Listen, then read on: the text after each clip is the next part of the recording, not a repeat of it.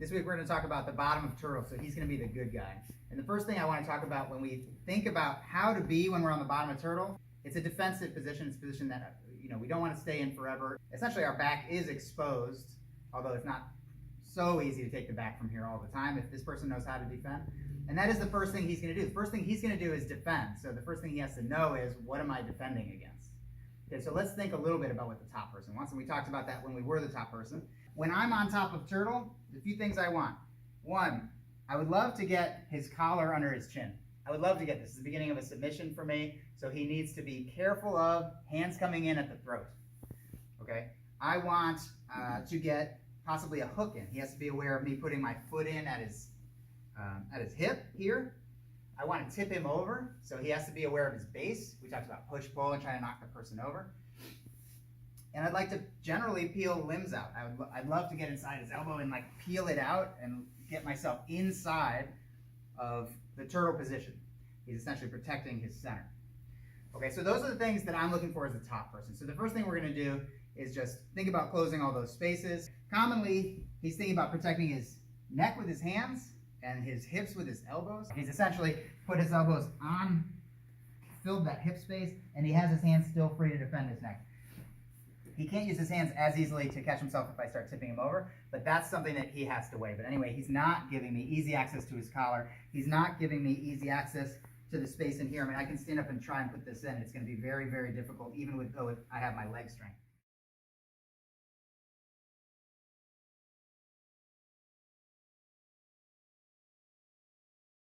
Okay, this is a drill that you'll do solo, but I also want you to do with a partner. So it's going to be this. I want to take up as little space as possible, but go from a turtle position into a guard recomposing type movement. Presuming that a person is sort of beside me, I'm going to say just presume that they're here. When I'm here, I'm going to rotate this foot from behind me through my knees like this. I put most of the weight, goes from the shin side of my knee to kind of the side of my knee, and I fall away from the person. The person is here. I fall away from them. This leg pivots under, and I should be able, without taking up much space, meaning without going, I should be able to, almost in place, pivot my foot underneath to catch the person in my guard. Okay? So that's the idea. I'm going to go from a very small turtle, protective, defensive position, and then it's this here. You do have to offset your head. So if they're on my right, my head goes left, my foot will appear. It'll come right through here. And then I want it as kind of wide as possible. I want to cast that net so that I catch them in it. Fall away and have my foot sort of appear between us so that ultimately she gets caught in the net. Okay? But that's why when I pivot it through, I kick it kind of as high as I can so I have a nice wide net in which to catch her.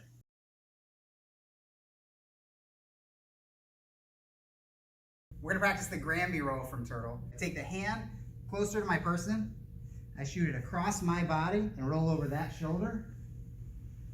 And then you can just kick your leg over and go to the other side. We're going to go back and forth. It should get you used to this Granby movement. The idea is that eventually when someone's like got a real turtle and she's like got her arm over me and everything and the whole thing, yep, that I can still crash through everything and get back to the guard.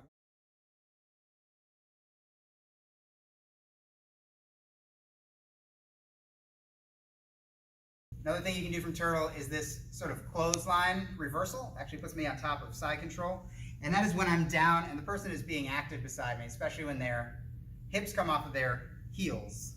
And there's that little bit of a space behind them. So when she's forward enough that her knee is next to my knee, so she has to be forward enough that I can step my foot up behind her, which is what I'm going to do. And her hips are up because she's looking for something here.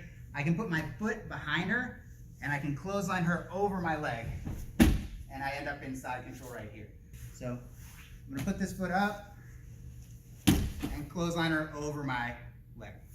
If she's down on her haunches, it's going to be hard to move her both because of her base and because she's not going to be under my leg. She's going to be even with my leg, so she's just going to roll into it. I want her hips above my leg in order to get that takedown. Yeah, when she's up here, it's a breeze. She rolls right over my leg. I'm just doing a clothesline after stepping up behind her. Boom, just like this. My leg is the hinge, and I roll over to the top position. Good.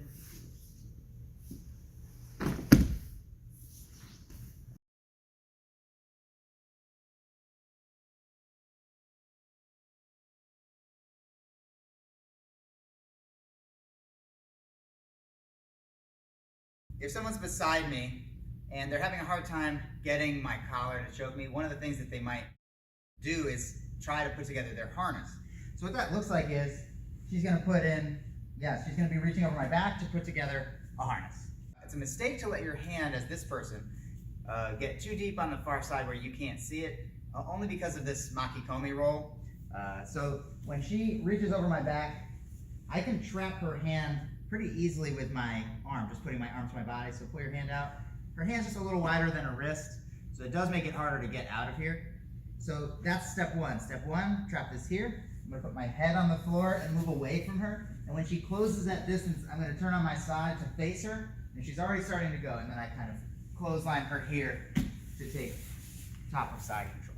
So one more time, this Makikomi roll, I'm down, she reaches over my back. I'm gonna trap this arm, put my head down, and walk away from her. And when she follows, I turn on my side. It gives me that little bit of momentum.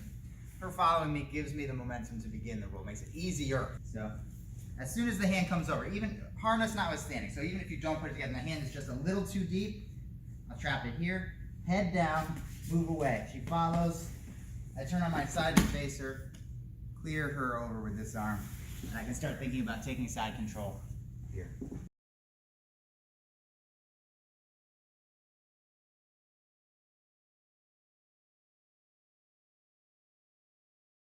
So now I want to talk about being head-to-head with somebody when we're in turtle position.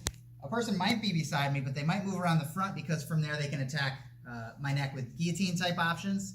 So I want to be ready for that. So as ever, I'm going to cover my neck, cover my hip bones. That's what I look like inside, and I'm down here. When hands start appearing, I'm going to grab one with a baseball grip, so two hands.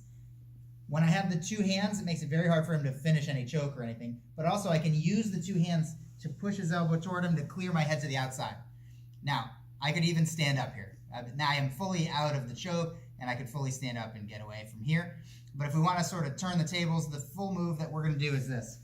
I catch his hand, I'm going to clear my head, and now I'm going to do an arm drag. So keep the same side hand on the wrist. The other one's going to get the tricep. Thumb with your fingers. And I'm going to rotate on my left knee. And when I rotate on my left knee, I open up this knee, and he falls forward into that space. From here, I could put a harness in, or I could start attacking my topside turtle. So again, what I did after I arm dragged was, footwork-wise, was I just rotated on this knee, just spun on this knee. Okay? But the pull pulls them into the space I create when I lift the other leg. So it's not just that I'm moving around the person, but I'm actually creating a space that the person falls into so that I'm closer, so I don't end up far away. So one more time, I'm here, protecting my neck, hands start coming in. I want to get 2-on-1. I'm going to clear my head and arm drag. And I'm here.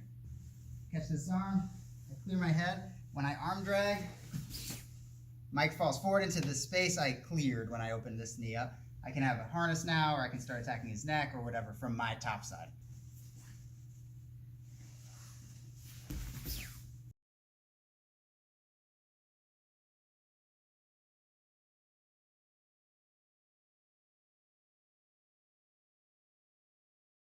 Another thing that we can do from a front headlock type situation is a wrestling sit and spin out.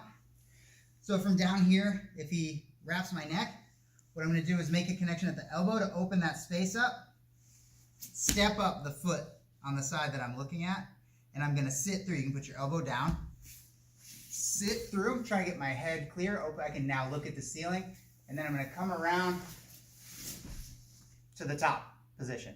Down here, this hand appears. I'm going to open this elbow, post on my foot and elbow. And I'm on my right elbow right now.